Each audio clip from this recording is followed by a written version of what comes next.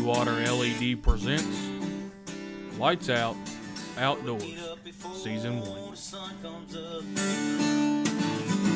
Thank the good Lord, hop in my own pickup truck, chasing after that big old buck.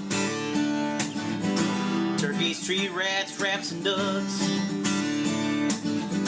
Grab my favorite old fishing pole, head down to that old honey hole. Spending our days living off this land. The good Lord put it here with a touch of his hand. Just begging to get back out on the wild some more. It's not a hobby, it's a way of life. Lights out outdoors. Lights out outdoors. Lights out outdoors.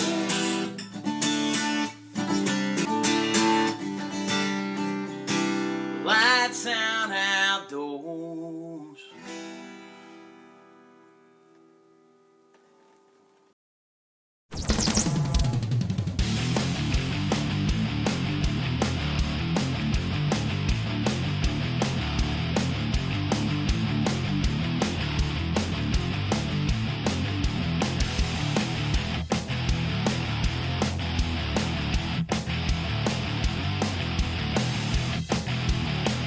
Blue Water LED, high-performance lighting systems that will stand up to anything in the extreme outdoors. Lights Out Outdoors is brought to you by No Boundaries Power Sports, Infinity Homes and Development, Kreider Electric, Sherwin-Williams, Bardstown Mills, Kentucky Outdoors the Magazine, and Blue Water LED.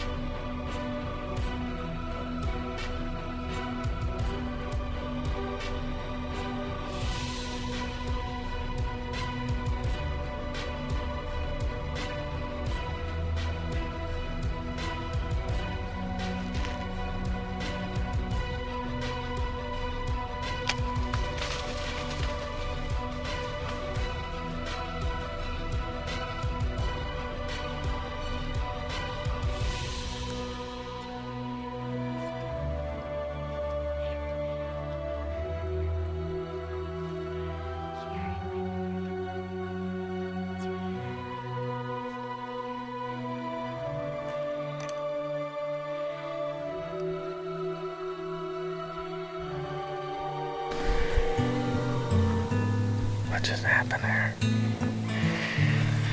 That's the, what was that, a 6-pointer or an 8? I couldn't tell. You got a little bit too much of a hurry, and you shot behind the deer. That's all right. Will you try next time? Yeah. We still got plenty of daylight. Let me watch that video. Now we're watching it all. Oh, that was exciting. We had a doe right over here. You should have shut the door when I was trying to shoot that buck. Well, why don't you shoot the buck? Hey, your up and down was good, but you just got nervous and you pulled it. You dropped your bow and you pulled your arrow. You gotta make sure you stay on it. And you had to, but that's all right. Good job. Give me some.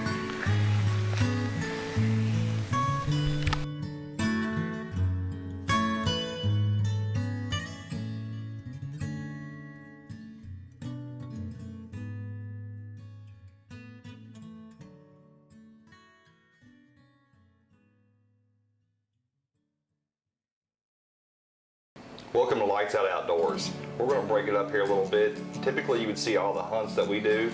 This time we're going to break into a little cooking episode. We're going to show you how to prepare the best deer meat you'll ever eat.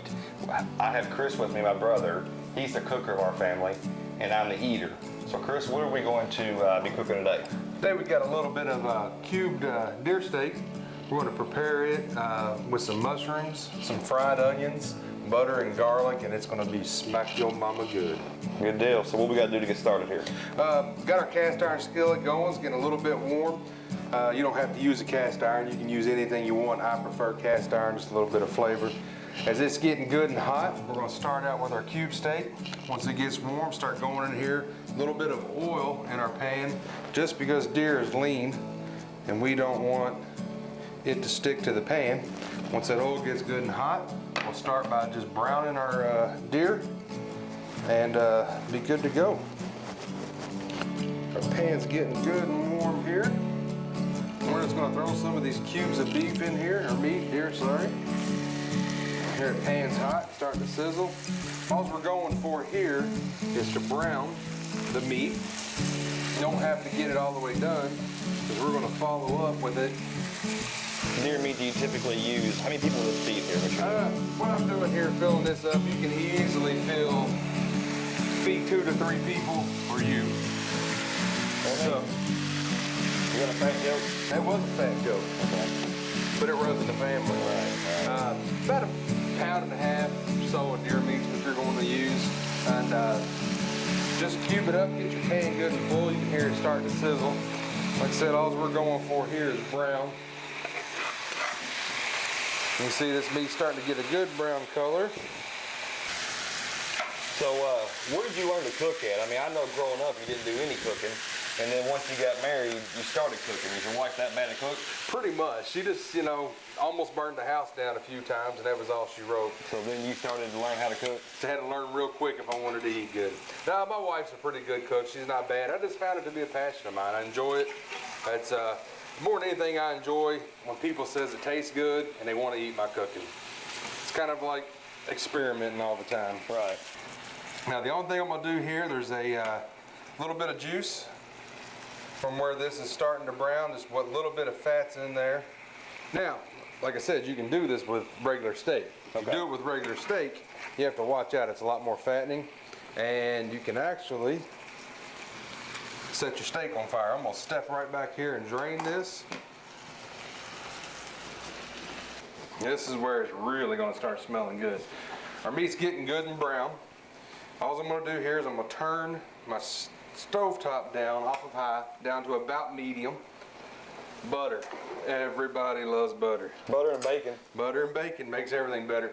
I've got a large block of butter that I've just sliced up. Basically what you're going to need is about a stick. Okay. When you, give or take, and all we're going to do is drown this deer in butter. Now the thing that makes everything taste better, garlic. I'm using fresh garlic, or not fresh garlic, minced garlic. This is highly concentrated, really strong. You can also use powdered garlic. If you use powdered garlic, it's really to taste, but about a 1/4 teaspoon or so. With this stuff, you have to be careful because you think you got not enough, and you can really over garlic things. I'm going to start out with about a 1/2 teaspoon, and I'm going to. So you don't really have a precise measuring. It's mostly by. It's mostly by what the flavors you like. Okay. It's mostly by flavors you like. You can always add, take away to what you want. You just want to stir this in here. The butter's starting to melt, as I'm sure we can see. As you can see, we getting it good and swimming in there. All right. I've got the broiler on. I just turned it on. You're going to want to turn your oven broiler on to high because that's where we're going to next to finish the product in just a minute. We're going to let this swim around in here just a little bit. Get some of that good garlic flavor. A little bit of salt and pepper. This is also to taste. Fresh ground pepper is always so much better. Gives it a real flavor. Pepper that you get out of cans is just fine. Yeah. But good fresh ground pepper. You do that to taste.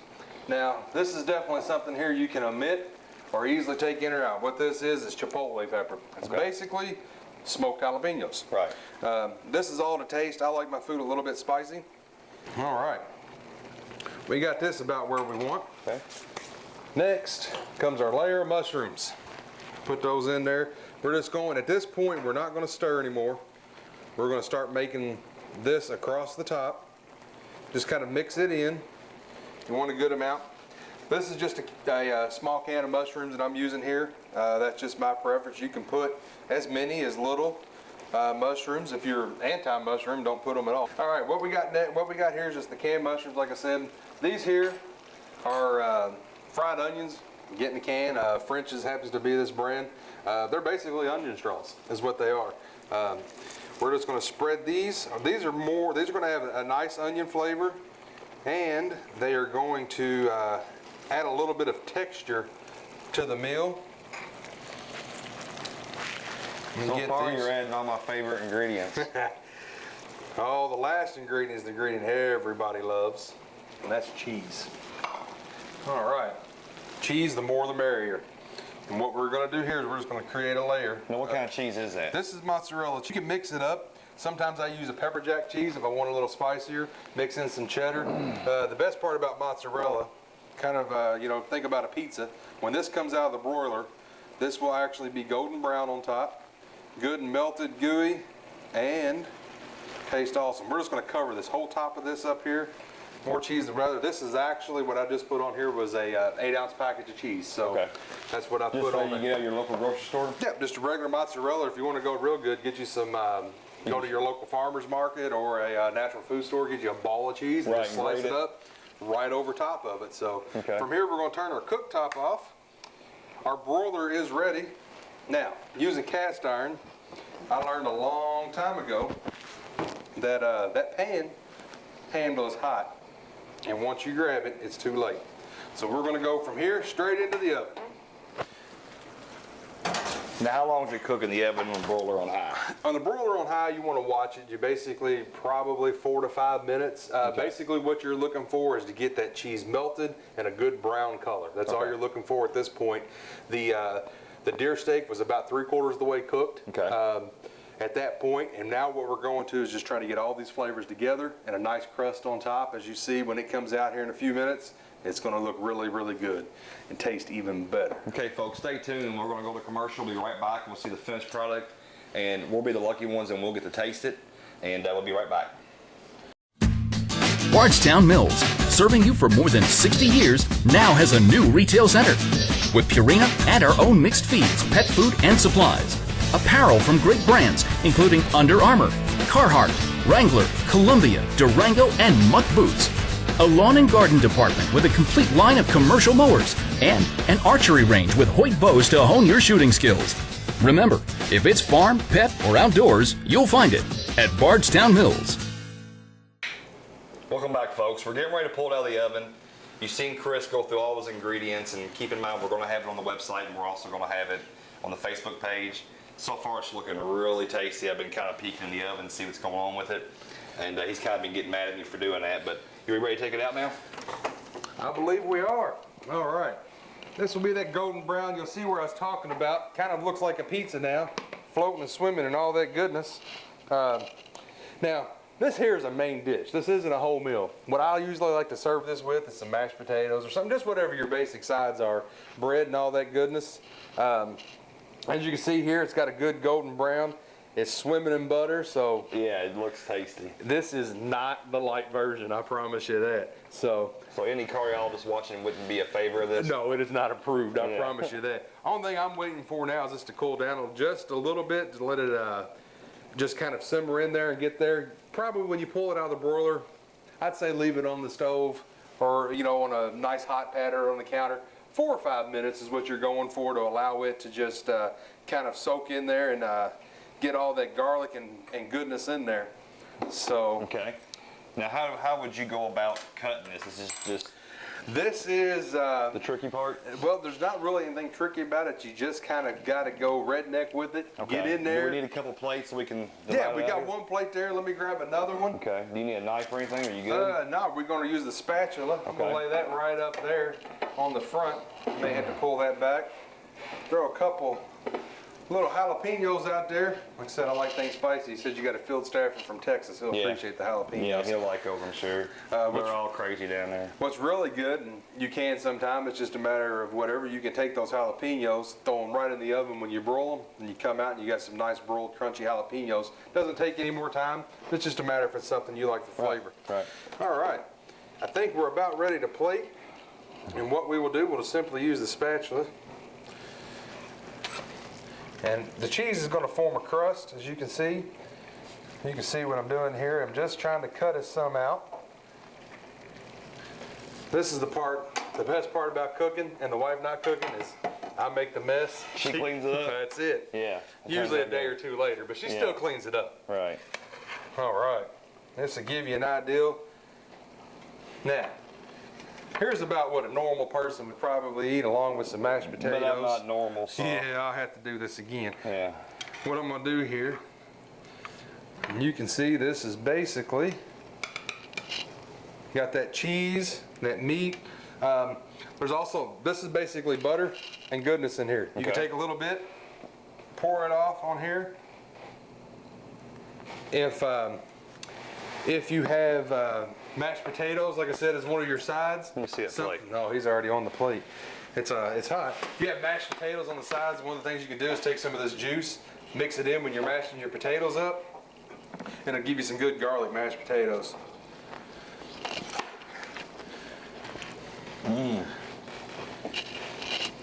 Wow, see, there goes the messy part. Put that on a plate. That is amazing. You can taste the garlic and the butter and the mushrooms. You can taste everything you put in there. The onion should give, along with the cheese, the best part about this is not only do we eat with our taste buds in our mouth, we eat with our eyes. Right.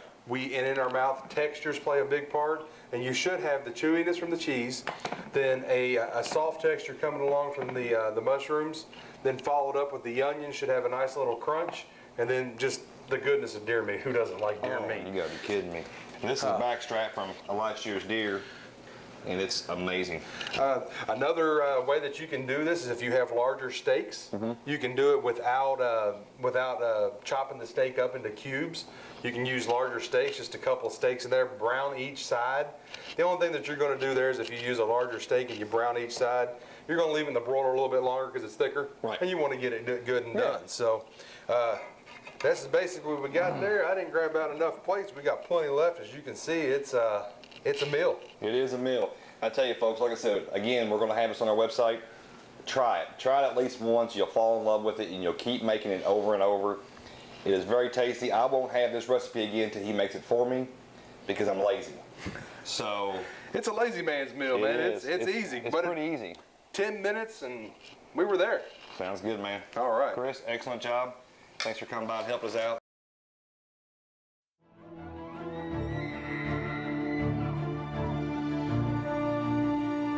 Before experiencing it, you won't know dependability. Unless you've drawn it, you haven't felt smooth. Until you shoot it, you've yet to be this accurate. The Matthews Creed. Rethink your possibilities. Welcome to Lights Out Outdoors, down on Lake Cumberland, striper fishing. I'm out here by myself today. None of the kids want to get up and go. They've been fishing for the last 3 or 4 days. They're a little tired.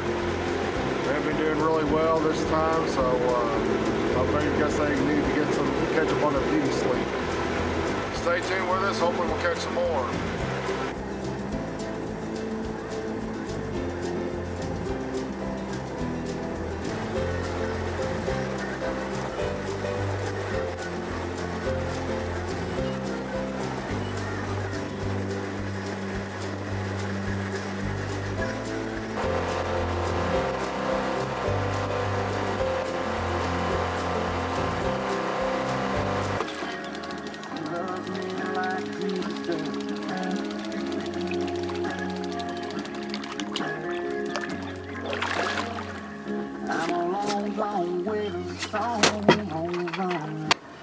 Look what we got here.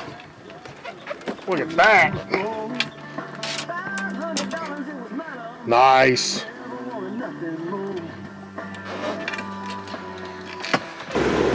Mike Berry, Lights Out Outdoors. I thought I'd go over what we're fishing with out here today. Got a jig, got a little flash on the front of it so the fish can see it better. We're fishing out on these flats.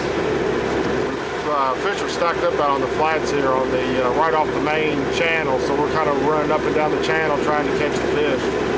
They like to stack up right on the edge of it. Right now they put 40 more feet in Lake Cumberland, so we're 40 feet higher than we were last year at this time. Tennessee Titans. Across Case Country, WeatherTech.com radar clearing it up a little bit. Still going to have some lingering showers this morning. Across Case Country, we now have 66 in Rickman. We're looking at 69 in Cookeville. You know, Stick, I think I got this. Let me take a shot at it. What's your shot? 1 in 5 Americans just can't seem to stop what? 1 in 5 can't stop posting play-by-play of what they're doing on Facebook. Great guess, but no, that's not it. Hey girl, what's your name? It's so loud in here, I can't hear a thing. But I sure do like your style. And I can see you came to rock in your blue jeans and white tank top. Man, that look drives me wild. And it's hey now, here we go, DJ. Don't play nothing slow. Keep those girls out on the floor. Gotta make them wanna come back for more. Fun, fun, fun. Ain't no need to fight, y'all take that quick stuff outside. That's what parking lots are for. Gotta make them wanna come back for more. Look here with me, watch this from the front.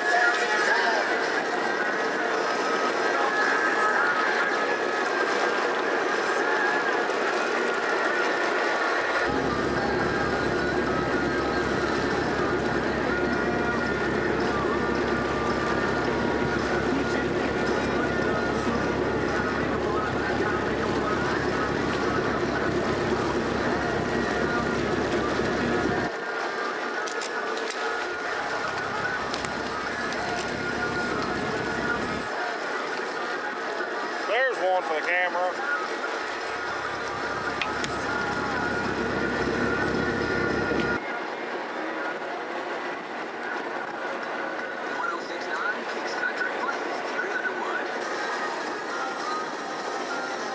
That's what you come play Cumberland for right there, buddy. Right there, that's it.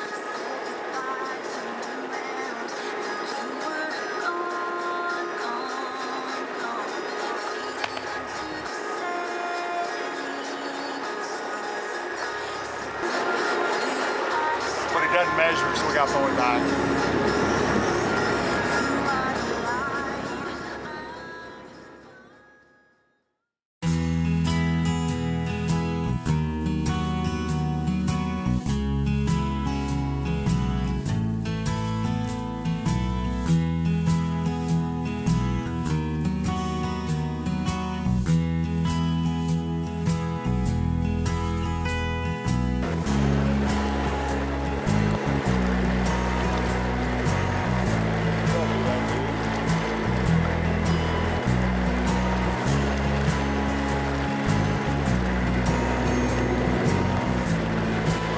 Maybe a little bit bigger fish.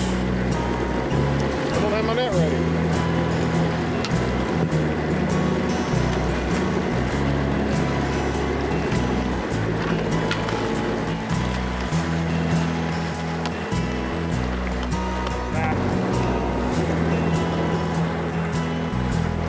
Being your own camera guy's kind of difficult.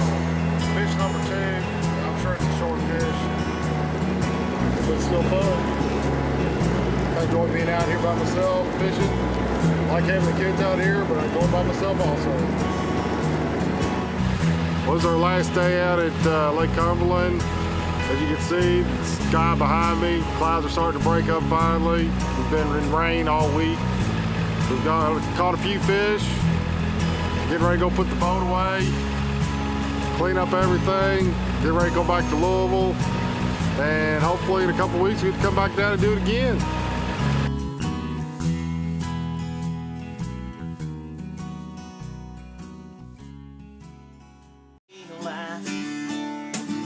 Teach them how to hunt fish, skin a deer with a buck knife. Everything we do out here is what we love. And remember, it all came from a man up above. Spending our days living off this land. The good Lord put it here with a touch of his hand. Just begging to get back out in the wild some more. It's not a hobby, it's a way of life. Lights out outdoors.